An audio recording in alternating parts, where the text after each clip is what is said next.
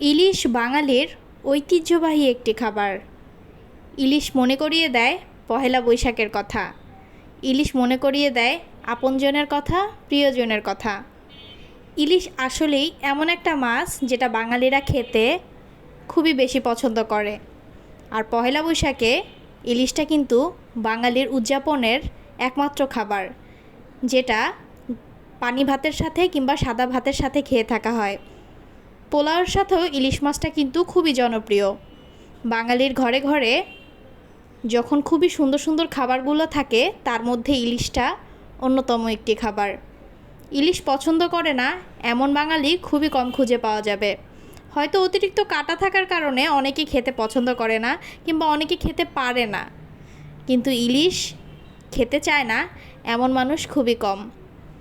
সাথে চিংড়ি মাছটাও কিন্তু আমাদের জন্য অনেকটাই উপযোগী। তো আজকে ছিল ইলিশ পোলাও আর চিংড়ি ভুনা।